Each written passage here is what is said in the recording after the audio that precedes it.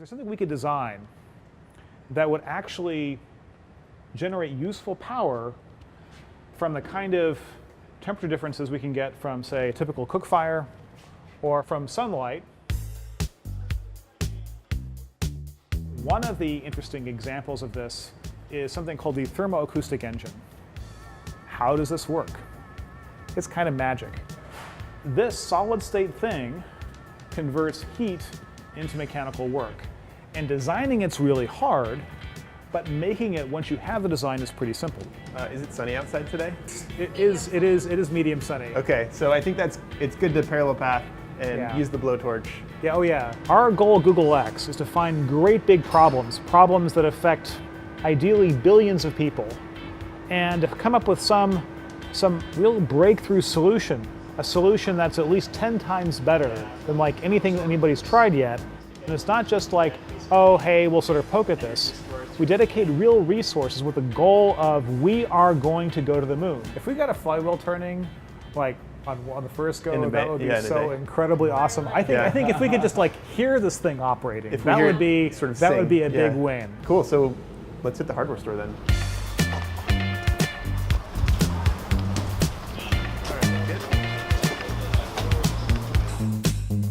The process of innovation is messy. It's expensive, it's uncertain. Even with Google X and the resources we have here, we can only afford to pursue some small number of these moonshots at a time. Yeah, that's interesting. Or like you could get something like this and stuff it. We have a process that we call rapid evaluation. So the way we do that is we try to fail quickly. I've got a great idea. Maybe I can solve the world's energy problems through thermoacoustic engines. Well, in a day or two, let's do some experiments that give us an idea about how feasible is that. Ultimately, if we can get to a no quickly on an idea, that's almost as good as getting to a yes.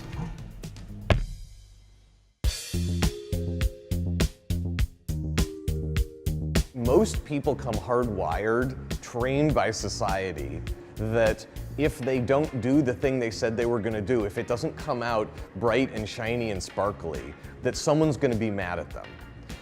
Everyone's almost like that the day they start with us. The question is whether they have the desire within them to unlearn that, to get to a place after 50 or 100 hugs where they'll believe us when we say, hey, it broke, it didn't work, awesome. Did we get a tool out of that? Do we know something we shouldn't do again?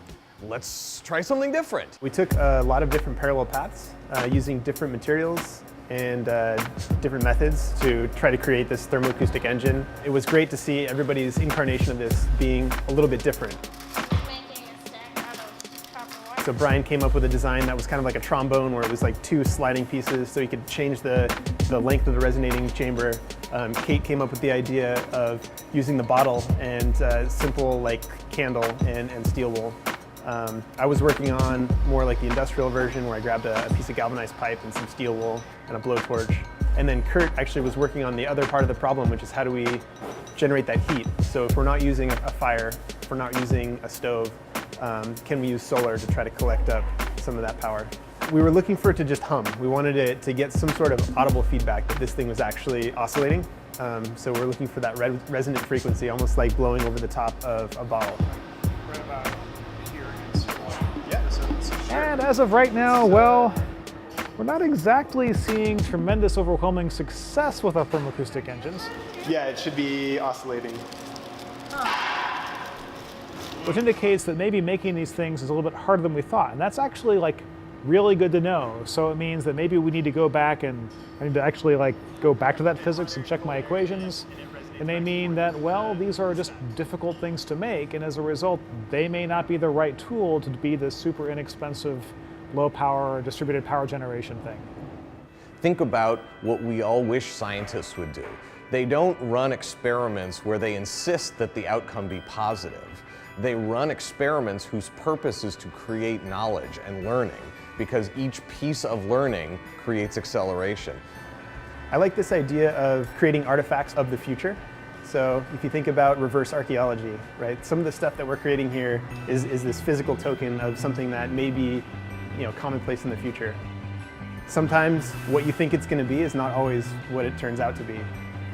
there's a lot of happy coincidence there and serendipity where we're creating something brand new and we have no idea where it's going to take us.